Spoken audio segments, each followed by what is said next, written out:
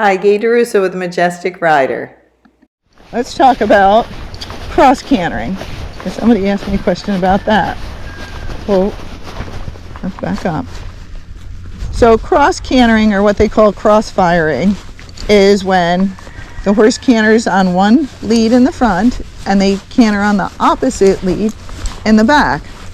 For gaited horses, a lot of them can do that because our gaited horses are lateral, which a lot of their gaits, besides the foxtrot, means that the legs on the same side, like the right front and the right hind, are moving together.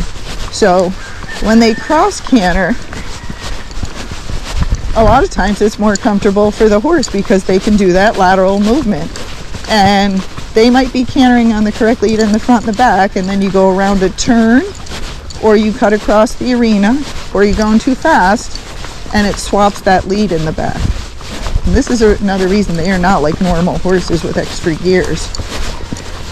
So how do you get them to stop cross-cantering? Well, one, I teach them on the ground first, because I want them to get their balance. So I make them go over those poles that you always see me using, and I canter them in the round pen, and once they can hold that lead in the round pen, then I put them on a lunge line and I pull them off the wall in the round pen so they have a foot or two away from the wall, so they're slowly gaining more balance and learning how to carry themselves.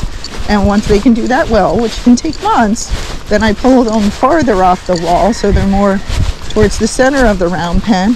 And once they can hold the lead there, I know that I can start it in the arena. But I know once I go in the arena, they might canter well where there's fences on the end of the arena, but where I'm cutting across, like there, they're probably going to lose their lead. So I have to help them by half halting and trying to teach them to go slow, because the slower they go, the better they're going to place their feet.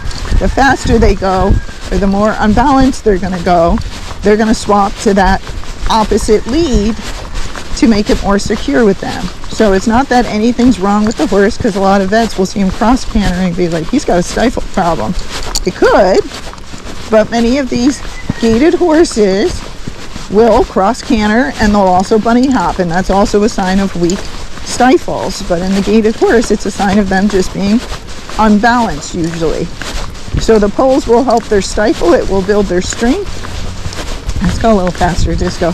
And then it does so many different things for them, okay?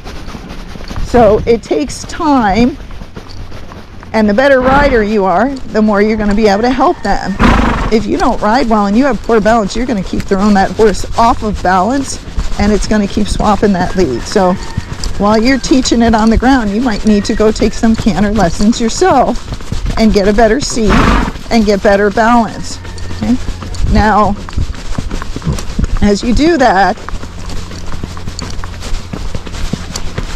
that horse needs to know cantering is not scary, because many of them get scared because they don't know what to do with their legs, because so many of them have just been gaiting. And now you got the horse and you're like, I rode 100 jumpers, so I want to canter. So it takes time. Just know that. It can take many, many months to get that horse there.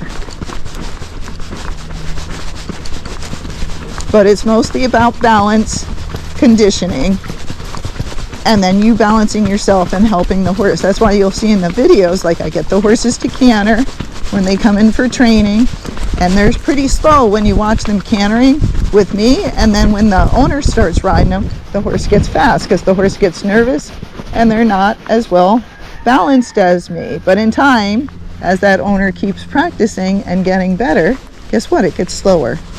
So if you have poor balance, when you start cantering that horse, do it in the round pen where it has walls to help with its balance, and that will help your horse. Try to keep it slow, only do a couple steps at a time, and when it's cantering well, that's when you stop.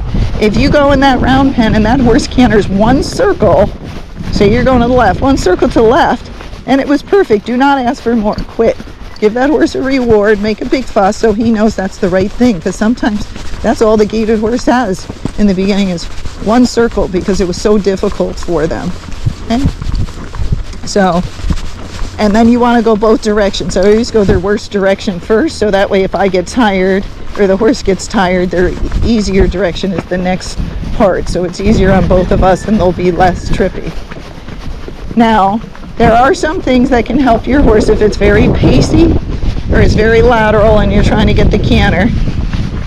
One, if they can't get the canter, have them go over a jump, because usually once they go over that jump, they'll start cantering. But the jump has to be big enough that they make an effort to leap over it. So if you're like, I've done that, and he just gates over it or he just walks over it, it's not high enough. And in the beginning, you just want that one step of the canter, you stop and reward them. Do a couple times each direction, that's it that first day. Okay, it's all building blocks, there's no rush. That's just getting the canter, and then you can use poles to help you to get that rocking motion. Now, if that horse is so lateral, he just keeps pacing, or what I call pantering, which is a half where they're cantering, but they're also pacing at the same time. That's why I call it a panter. That's not very comfortable, and it means their legs aren't separated enough, even though they're on the correct lead. Or if they keep cross-cantering behind, you can take a weighted bell boot. Davis makes them, or you can make your own, and I can post a link. Let's do another turn on the haunches. And you put a weighted bell boot on their outside front leg. So we were just going left, so I would have put it on his right front leg. Now we're going to be going to our left. He's kind of stuck. Put your head down. Good boy. And so now we're going to the right. So if he was having problems cantering this direction, I could put that weighted bell boot on his left front leg. It's not there to stay forever. It's to help him understand what we're trying to get. And it's just a tool, like lifting weights. And then when we don't need it, we'll take it off. Now, some horses, they're so pacey or they cross canter so much that you have to use 2 of those bell boots, more weight on that outside front foot, just to help them to get that lead. But again, remember, slow. You're not cantering them 20 times around. You just want a couple steps to start. Then you want maybe half a circle. Then after a couple weeks, you ask for a full circle. And after that, you ask for 2 circles. And then after a couple more weeks, you ask for 3 circles, and so on. Okay? But these horses were bred to gait. They're not bred to canter, even though many can canter. And the ones that are trotty, you'll get your canter easily. They won't cross canter as much unless it's like a Rocky and it has that lateral part of the gait in there. But if it's a fox trotter and it fox trots and trots when it's loose, you're not going to have as big a problem cross cantering. But any of the horses that are lateral, more lateral gait, a flat walk, a running walk, a saddle gait, those horses that can do those gaits can cross canter, and that's just normal for them. It's just training and time, and it takes a lot of time, and then it takes your good balance helping them to hold that canter lead.